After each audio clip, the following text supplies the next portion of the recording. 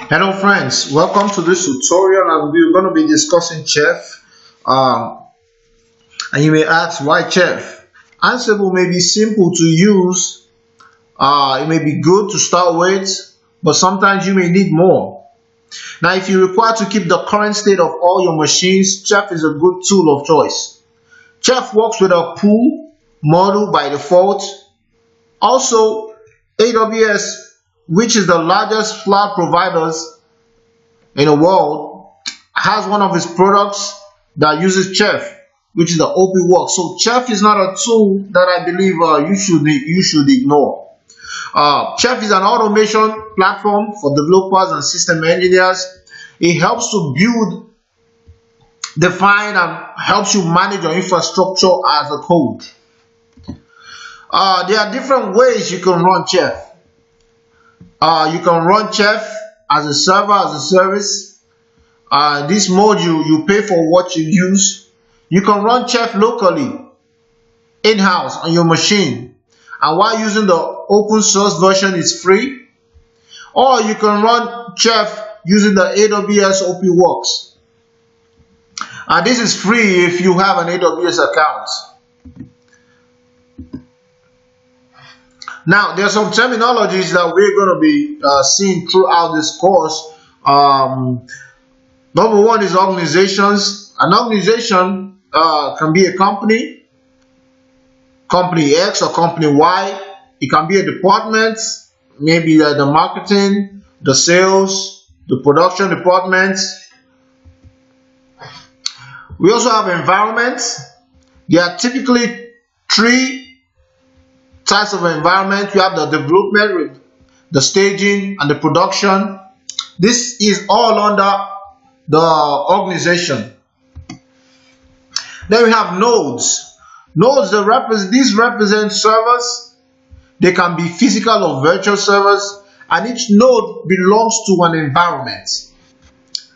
Now, there's what we call roles. Roles represents the type of servers. They can be the database server, the VPN, the monitoring servers, and roles typically include a list of Chef configuration files to be applied. For example, we have a role of a VPN may include the OpenVPN in the run list, data attributes necessary to configure an infrastructure. Now, the Chef client. The Chef client is an application that runs on each node. It gathers system configuration, current system configuration. It downloads the desired system configuration from the Chef server, and it configures every node so that it matches the policy described by the Chef server. The Chef client is like an in-between. It goes from the Chef server into the node, the production, and the organization. Now, Chef ensures the node configuration. Chef ensures that each node complies with the policy. The Chef client, like I said earlier, it pulls the policy from the Chef server and enforces the policy on that node.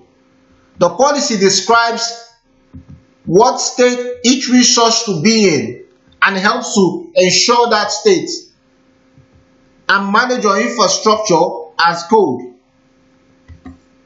Now, a recipes are configuration files that describe the resources and their desired states.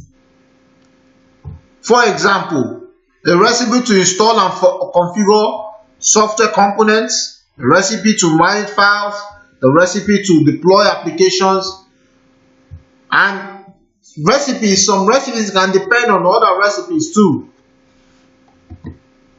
Now, recipes are stored in cookbooks, and cookbooks contain recipes, they contain templates, they contain files, resources, and they provide code reuse and modularity, helping to structure your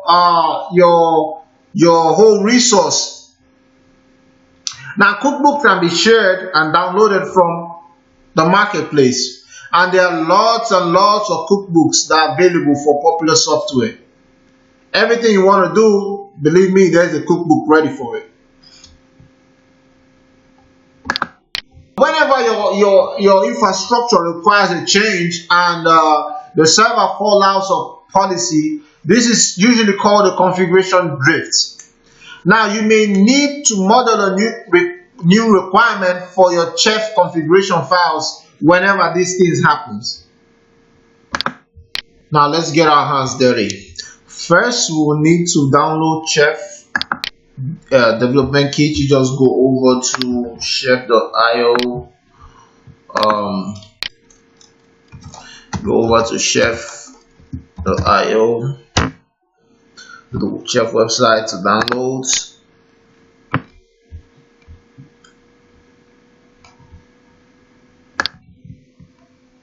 Then we download the chef development kit.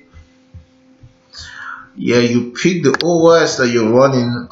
My virtual machine is running on the Ubuntu Trusty 64, and this is the version 16.0.